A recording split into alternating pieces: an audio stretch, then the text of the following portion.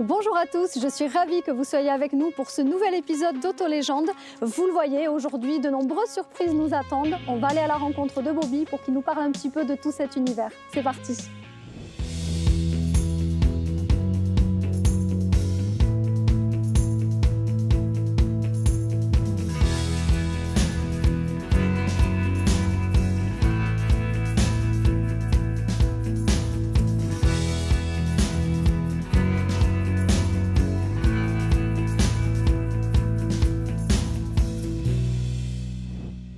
Salut Bobby, enchanté. Bonjour Angélique. Bon, comment ça va? Ça va? Très bien. Alors, on est où ici? On est chez toi? On est chez moi. Waouh, mais quel univers, dis-moi. Ben, c'est toutes mes passions, les voitures. Toutes tes passions qui sont réunies sur le mur? Voilà, les plaques Et ici émaillées aussi, je vois. et les voitures. Et les voitures. Alors attends, celle-là, qu'est-ce que c'est? C'est une Corvette, celle-ci? C'est une Corvette Stingray cabriolet de 1966. 1966. Bah écoute, elle est magnifique. Tu as acheté ça comme ça? Oui, j'ai acheté ça et j'ai bricolé un peu, bien sûr. Ah, t'as bricolé un petit peu dessus. Écoute, elle est sublime, noire comme ça, avec cette peinture. Vraiment magnifique voiture. Waouh! Alors ça, qu'est-ce que c'est? Parce que j'ai l'impression qu'il en manque la moitié. Qu'est-ce que c'est ça? C'est une vieille Ford, ça. Donc c'est une Ford de 1930 transformée en off-road. Ah ouais, ça en jette par contre. Hein. Écoute, oui. je t'avoue que c'est la première fois que je vois ça en fait. C'est vrai qu'en France, c'est pas très courant, on va dire. Ah non, c'est pas courant. C'est vrai que bon, des Corvettes, on peut en croiser, mais alors ça c'est extraordinaire. En plus, comment ça se fait? C'est vide là, on voit tout Oui, le... il n'y a pas de capot, on ne peut plus mettre de capot puisque le moteur n'est pas d'origine, donc il n'y a plus la place pour mettre le capot. Ouais, c'est tout transformé. Alors là, par contre, on est vraiment dans l'univers américain, Elvis, tout ça. On est sur une Cadillac énorme là. Cadillac Eldorado Séville 1957. Ah ouais. Il n'y a eu que 2100 exemplaires au monde et un répertorié, il en resterait 66. D'accord, il en resterait que 66. Oui. Donc tu fais partie des rares propriétaires de ce type de véhicule. 66. Waouh. Et celle-là a une histoire, elle aurait appartenu au guitariste de Buddy Holly, dont normalement Buddy Holly a sans doute posé son cul dans cette bagnole. Il a roulé avec et toi maintenant c'est à ton tour, tu roules avec. C'est moi qui roule avec. Ouais, bah dis donc, c'est magnifique. Belle histoire en tout cas pour cette jolie voiture. Bon alors Bobby, on continue dans l'univers Ford là. Je vois que tu as... Qu'est-ce que c'est ça? C'est un gros pick-up? C'est un gros pick-up, c'est un Ford F250 de 1975. Ah, et tu roules encore avec ça? Je roule avec ça, je ne l'ai pas restauré, je le laisse dans son jus. Ah ouais, celui-là il est dans son jus, tu l'as acheté comme ça? Je l'ai acheté, j'ai fait toutes les vidanges qu'il fallait. Ouais, je vois, hein, il est dans son jus devant voilà. Ah ouais, c'est tout, t'as tout laissé comme ça, mais ça marche bien. Il marche, oui.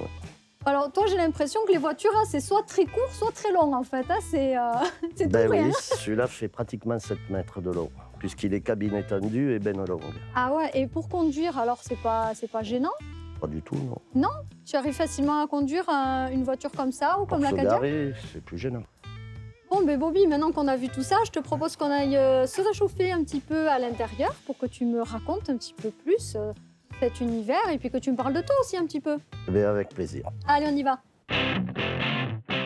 Bon alors Bobby, il va falloir que tu me parles un petit peu de tout cet univers parce que là je suis rentrée et je suis en Amérique. Ben oui, Oui. on peut voir tous mes passions, tous ces objets. Ouais, alors là, je vois que tu as plein de choses. Alors, moi, tu as des distributeurs de bonbons, mais ils sont vides, donc ça ne m'intéresse pas. Je vois que tu as plein de petites voitures, par contre. C'est des maquettes au 1/18e, que de voitures américaines ou de hot-rod. Ouais, tu n'as que des américaines, que des hot-rod. Tu en as combien? Elles sont toutes là ou tu en as ailleurs? J'en ai 220 à peu près. Ah ouais, tu en as 220? Ben oui. Tu les collectionnes Oui. Autant que les voitures? J'en ai plus. Je préférerais avoir plus de vrais que de Plus de vrais que de maquettes. Et des vrais, justement, tu en as eu beaucoup? J'en ai toujours 7 voitures américaines. D'accord. Et toutes celles que tu les as toutes restaurées? Alors, on devient de moins en moins patient. Alors, passé un certain âge, on les achète de meilleur en meilleur état. D'accord, tu restaures de moins en moins, en fait. Oui, si, les premières, j'ai tout restauré. Tu as tout restauré, plus ça va. La Cadillac, j'ai refait le moteur entièrement. J'ai mis 1 an parce que c'est pas mon métier à temps perdu. J'ai démonté le moteur, j'ai remis que des pièces neuves dedans. D'accord. Et justement, comme c'est pas ton métier, tu apprends comment à faire ça? J'apprends sur le tas et en demandant des conseils aux amis. Tu as des amis qui t'aident? Voilà. Qui sont passionnés comme toi aussi de voitures? Ils sont passionnés, donc beaucoup. Et il me semble même d'ailleurs que tu organises toi un festival. Oui, j'organise un festival qui se nomme Rock and Cars, Ah, qui mélange le rock'n'roll et les voitures ah et, c'est les, super ça. et les motos. Ah ouais, rock, voiture et moto. Donc j'imagine qu'il y a de la musique. Comment ça se passe? Il y a des petits concerts aussi avec? Il y a des gros concerts. Même, Ah, et tout est gratos, tout est gratuit. c'est vrai? Entrée gratuite pour tout le monde. Ah, c'est super. Chaque année, on a à peu près 7 ou 800 voitures, 2 ou 3 000 motos et 20 000 personnes. Mais c'est super. Donc ça te prend entre ça, la passion des voitures, ça te prend beaucoup de temps. Ouais, et du coup, bah alors là, aujourd'hui, on est venu pour parler du hot rod. Parce que c'est vrai que tu as plein d'autres voitures, mais moi, le hot rod, ça m'intrigue. Parce que ça, c'est quand même vraiment une culture américaine. Customisation, tout ça, c'est ton truc, toi, la customisation? Tu as déjà travaillé sur le hot rod? J'ai eu 2 hot rods. Le premier, j'avais plus travaillé, celui-là un peu moins. Mais oui, je bricole quand même dessus. D'accord. Alors, qu'est-ce qu'on y fait dessus? Parce qu'à la base, c'est quoi? C'est un châssis qui est complètement nu? Ça reste quand même une Ford... Il y a différents styles de hot rod, mais le plus réputé, le Ford de 1932, modèle A, où les gens renforcent le châssis parce qu'ils y mettent un énorme moteur derrière. On enlève les ailes. À la base, le hot rod, c'était des courses. Ils faisaient des courses avec. Donc, il fallait que ça soit léger. Plus de capot, plus d'ailes, plus rien. Et c'était tout petit, c'était léger, c'était un petit moteur. Et donc, c'est ce style de voiture-là, en fait, qu'on a complètement fait évoluer pour justement amener ça un petit peu... on le personnalise, en fait, quelque part. Ben oui, c'est entièrement personnalisé, un hot rod. Et toi, c'est ce que tu avais fait? La base, c'est quand même un châssis et un moteur. Hein. Il y a presque que ça. Et là, toi, sur le premier, tu avais plus travaillé dessus. C'est ce que tu avais fait aussi? Tu l'avais complètement personnalisé? Tu avais tout changé? C'était un coupé. Ah ouais? C'était pas un roadster. Là, tout à l'heure, vous allez voir un roadster, cabriolet. Non, le premier était un coupé top chopé, parce que les coupés, on leur découpe le toit pour que le toit... Et le problème, le pare-brise était comme ça, et je roulais comme ça. Sinon, tu avais la tête au-dessus, tu prenais tout le vent. Il n'y avait pas de... Enfin, c'était un coupé, mais j'avais pas fermé le dessus. Mais t'avais trop coupé, t'avais enlevé le toit, t'avais trop coupé. Ou alors, je pouvais sortir la tête par le toit pour conduire. Et la peinture, il n'y avait pas de peinture, c'était la carrosserie à l'état pur rouillé. Ah ouais, c'était brut comme ça, brut, tout rats, rouillé. on appelle ce style hot rod rats. D'accord. Mais ça m'allait pas, donc je l'ai vendu et j'en ai acheté un autre importé des États-Unis. Ah, alors ça m'intéresse. Parce que toi, je vois que tu es très, très États-Unis. Tu y es allé déjà, toi, là-bas ou pas? Ben oui, j'y suis allé il y a longtemps quand même. Chicago et le début de la route 66. D'accord. Voilà. Donc du coup, cette passion, elle te vient d'où alors? Alors, elle me vient de je sais pas d'où, mais en réfléchissant des fois, en réfléchissant, c'est peut-être le feuilleton les Happy Days qui m'a donné cette passion. Ah, d'accord. Avec Fonzie et Richie Cunningham. D'accord. Feuilleton Happy Days. D'accord, donc la passion te viendrait de là. Je me suis un peu identifié à Fonzie. Oui, parce qu'après, tu n'avais pas de parents qui baignaient dans les voitures de collection, non, pas du tout. Tout ça, non. Mais mon premier engin bizarre, on va dire, customisé, ça a été un 125 transformé en chopper. J'avais un chopper. J'ai commencé par la moto. D'accord, pour ensuite arriver au hot rod. Et arriver à la voiture et au hot rod. Et le hot rod, tu me disais, donc comment ça se passe quand tu veux un hot rod? Parce que tu l'achètes pas comme ça. Tu peux en acheter qui sont vraiment à customiser, qui sont vraiment à faire, ou tu peux en acheter des tout prêts? Comment ça se passe? La personne qui a le temps et qui veut bricoler, il peut se le faire lui-même. Il achète un Ford d'origine des années 30 et il va passer quelques années à bosser dessus pour se le faire. D'accord. Renforcer le châssis, acheter un moteur plus gros, mettre un moteur gros. Et le hot rod, déjà par lui-même, on le trouve où? Ça se trouve facilement, ça se fait venir des États-Unis, on en trouve en France aussi? On en trouve beaucoup aux États-Unis, bien sûr. En France, je crois, on ne doit pas être très nombreux à rouler un hot rod quand même. Ah, pas très nombreux. Non. Genre, dans tous les rassemblements, on en voit, bien sûr. Mais c'est pas courant, c'est rare qu'on voit ça sur la route. Oui, t'en vois moins que des Cadillacs, peut-être des choses comme ça, voilà. C'est un peu moins courant. Mais alors, le hot rod, c'était vraiment un véhicule qui te tenait à cœur, que tu voulais avoir? Ben oui, ça me tenait vraiment à cœur, puisque pendant 20 ans, j'en rêvais, j'en voyais quelques-uns dans les rassemblements. Je voulais vraiment un hot rod, et en fait, j'en ai eu 2 en 2 ans. Je ne suis pas un grand spécialiste, mais j'en ai eu 2 en 2 ans. Ah, alors t'es pas un grand spécialiste, mais moi par contre, je connais quelqu'un qui est bien spécialiste là-dedans, c'est notre consultant Fred.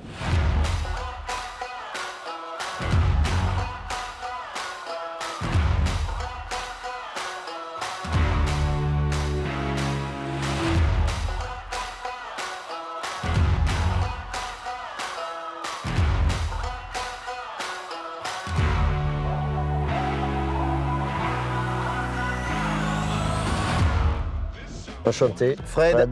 Bobby. Voilà la bête, voilà la machine. Voilà l'engin. Magnifique hot rod, effectivement, avec une calandre de Ford 32, 1932, si je ne me trompe pas, et une caisse de 1930. Et une caisse Tollet 1930. Caisse 1930, voilà. Le vrai hot rod comme on l'aime, avec un 350, si je ne me trompe pas, peut-être Chevy. GM Performance. GM Performance. 350 GM Performance avec effectivement une esthétique soignée, avec notamment, comme je le vois là, un carbu Delbrock, la culasse alu ou le kit poulie aussi alu ou le protège courroie distri. Un changement total, ce qui caractérise le hot rod, changement total par rapport à l'origine, puisque à l'origine, comme on l'a dit, on a une Ford de 1930, donc il faut imaginer, voilà, si je peux m'exprimer ainsi, un taco d'époque, qui est complètement épuré, et là aussi, si je peux me permettre l'expression, Ford 1930 qu'on aura dézingué pour arriver à ce résultat. Il faut encore une fois imaginer les véhicules d'époque avec les ailes qui vont bien sûr recouvrir les roues, avec des roues d'ailleurs qui sont beaucoup plus fines que ces pneus-là. À rayons. Exactement, des roues à rayons, un capot, bien évidemment, et un moteur qui est beaucoup moins puissant que ce 350 avec un 4 cylindres, si je ne me trompe pas. 4 cylindres, 19 chevaux fiscaux. 19 chevaux, donc on imagine un moteur beaucoup moins puissant que celui-ci. Et un système bien aussi de freinage qui était, on va dire, conforme à l'origine. Là, comme on peut voir, nous avons des freins à disque avec des modifications sur le système d'amortisseur et j'en passe sur pas mal d'éléments du véhicule. Et voilà, le pont aussi a été changé, c'est un pont de Mustang. Voilà, un pont bien sûr qui est adapté à la boîte avec un réglage pont, donc un pont de Mustang. Ok, voilà. En fait, il reste que le châssis et la caisse et les portes, voilà. Et la calandre, cette calandre d'un Ford 32 qui est quand même assez imposante, pour ne pas dire dantesque, et qui effectivement donne un look relativement agressif sur ce hot rod, avec les deux phares chromés de part et d'autre, les petits clignotants qui sont ici dissimulés, qu'on pourrait appeler la basse visibilité, alternateur chromé avec, comme je le vois, un allumage électronique qui aussi est une petite optimisation sur l'allumage, et le système de refroidissement derrière cette grille de Ford 32. On le voit, le radiateur alu avec le système donc, de refroidissement par eau d'origine, mais également un ventilo électrique qui optimise le refroidissement, qui te permet voilà, de rouler sans aucun souci par des fortes températures et ne pas t'inquiéter du refroidissement du moteur. Et ces roues arrière, Bobby, plus que larges, en tout cas bien plus larges que les roues encore d'origine, qui sont pas loin, je pense, du 300. Oui, on est en 295. 295, avec cette arrière totalement épurée, avec là aussi beaucoup de modifications, que ce soit sur la partie... Pont de Mustang et amortisseur. Voilà, le pont de Mustang qui lui aussi a été modifié au niveau de l'esthétique, avec des parties chromées, les amortisseurs chromés, que peut-être tu as rajouté. Oui, je les ai importés des États-Unis. Oui. Importés des États-Unis et placés. C'est toi-même qui les as placés. Ouais. Et le réservoir, si je ne me trompe pas, qui se trouve dans le coffre. Souvent les hot rods ont les réservoirs et batteries dans la malle. C'est vrai, c'est exact. D'ailleurs, il est toujours en 4 places assises parce qu'à la base, il y avait une banquette. La banquette, effectivement. Il faut imaginer donc s'ouvrir dans l'autre sens. Voilà, entre guillemets, la portière de coffre qui s'ouvre dans l'autre sens avec les petites places pour les passagers qui caractérisaient vraiment les véhicules de ces années-là. Et là, forcément, tout est supprimé pour pouvoir positionner un réservoir et la batterie. Et je te dirais que j'ai quand même envie d'aller faire un tour, si on peut, Bobby. Eh bien, pas de problème, je vais te le faire. On va l'essayer tous les deux sur la route. Avec grand plaisir, avec grand plaisir. Allons-y.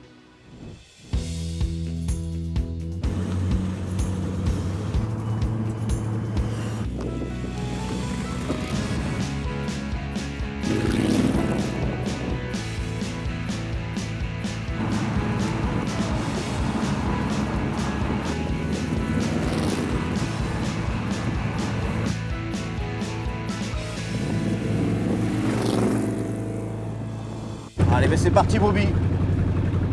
C'est parti pour un petit tour. Un petit tour rock'n'roll. Ouais. Sensation rock'n'roll dès les premiers mètres parcourus. Donc c'est un hot-rod que tu as depuis longtemps? Depuis 1 an et demi. 1 an et demi. Je pense que tu as déjà pu alors profiter des sensations. Oui, j'en ai déjà un peu profité. Au niveau des américaines, celle-là c'est une parmi tant d'autres. J'ai pu apercevoir certaines voitures de ta collection, la C2, la Corvette C2 notamment, la Cadillac, magnifique Cadillac 57, autant pour moi. Eldorado 57, Séville. Eldorado Séville 57. Et tu as d'autres modèles, il me semble, tu m'as dit, oui. Oui, j'ai une Chevrolet Impala de 66. Voilà, 66. Et Camaro cabriolet de 69. Eh oui, Camaro 69 cabriolet, ça automatiquement ça parlera. Et un pick-up 75. Et le 75 qu'on a vu effectivement. Ford. Le F250, c'est ça. Et le Hot Rod. Très belle collection mobile.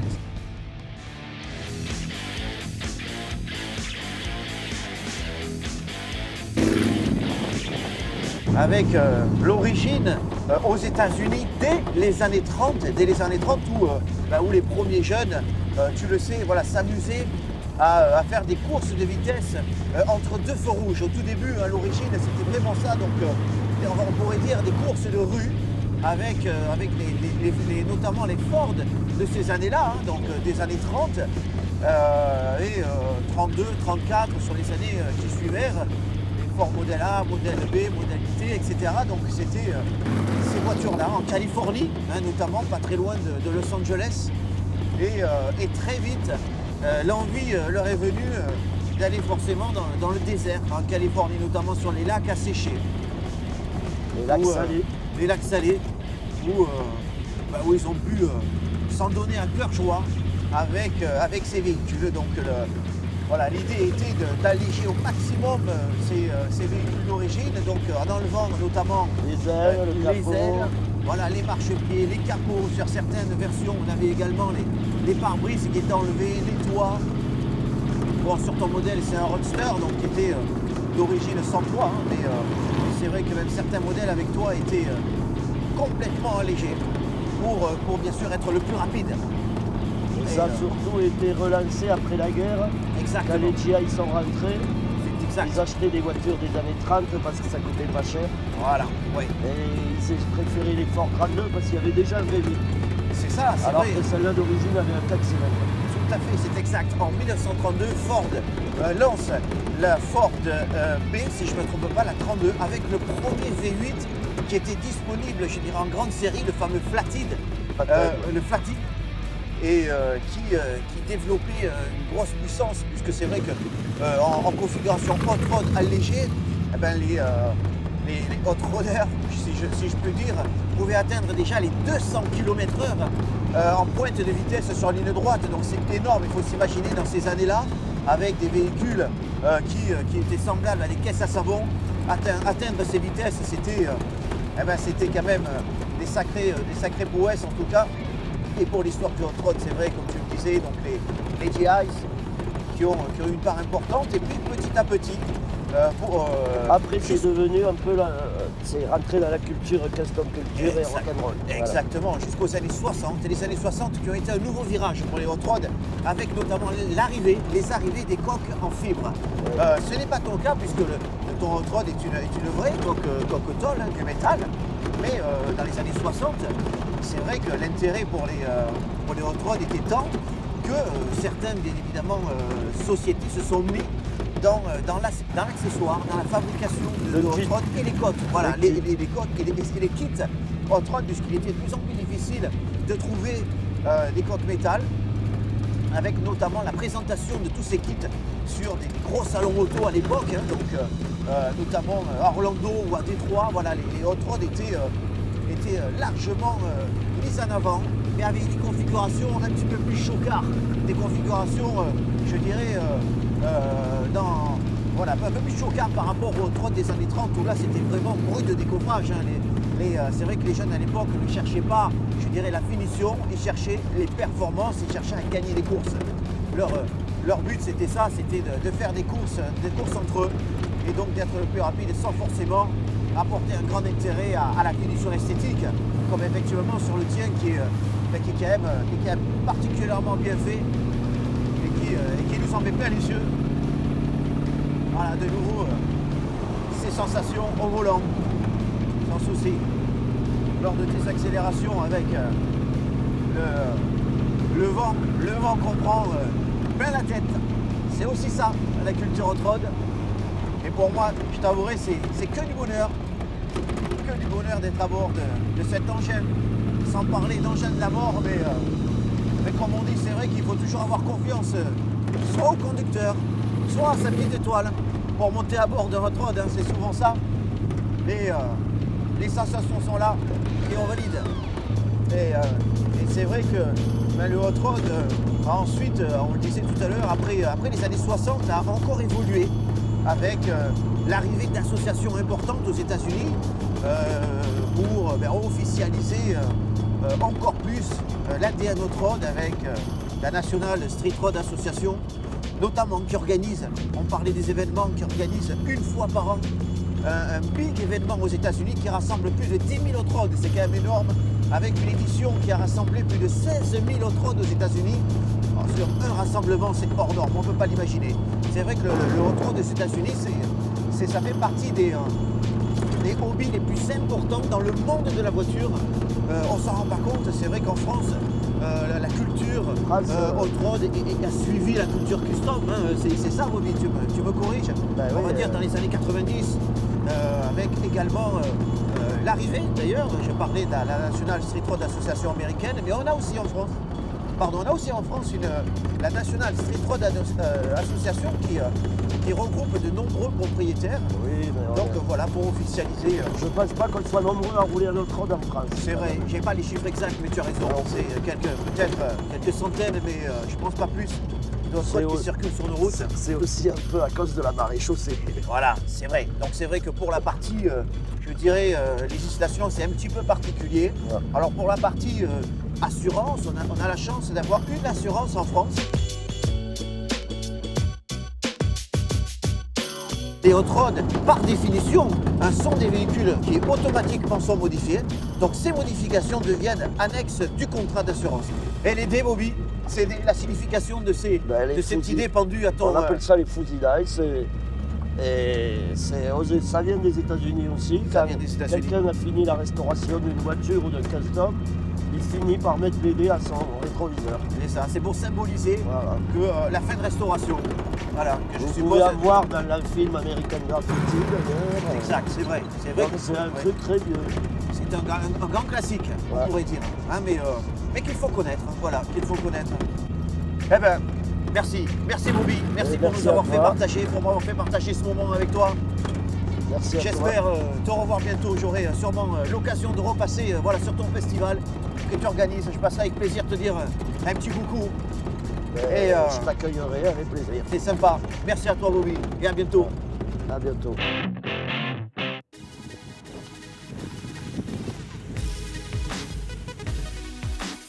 Alors, comment Angélique. c'était? Un moment de pur bonheur. Bon, Des alors. sensations, comme on peut l'imaginer à bord de cette off-road. Ouais, mais justement, moi, je peux pas l'imaginer, donc il va falloir que tu me racontes. Est-ce que toi, déjà, tu connaissais cette voiture ou pas du tout? Alors ce modèle-là, non, j'ai eu la chance, c'est vrai, de rouler à bord d'off-road, mais celui-ci, non. Et c'est vrai que comme dans beaucoup d'off-road, eh ben, c'est 100% des sensations ressenties lors de la conduite. Déjà, il y a l'odeur, là. Ouais, il y a l'odeur, Une il y a petite tout, odeur, il y a quand les même. vibrations, il y a la tenue de route qu'on ressent, qui est très particulière à bord d'un hot-rod. Voilà, Ouais. on ressent le bitume, je dirais, on ressent le moteur et le bitume. Donc, Tu ressens le bitume parce que tu as quand même des gros pneus, c'est haut quand même comme C'est vrai, voiture, c'est vrai, donc tu sens quand même c'est stable. oui, c'est stable, on est même confort, on est quand même on est très bien assis. Mais si tu veux, on ressent beaucoup de sensations. Je pourrais te dire, c'est un peu comme si on était assis sur la route et qu'on avait le moteur sur les jambes. Ah ouais? En exagérant un peu, si tu veux, par rapport aux véhicules d'aujourd'hui qu'on connaît, qui n'ont pas du tout les mêmes sensations, quoi. Là, on est sur la route. On n'a bien évidemment pas de toit, on le voit. Bah oui.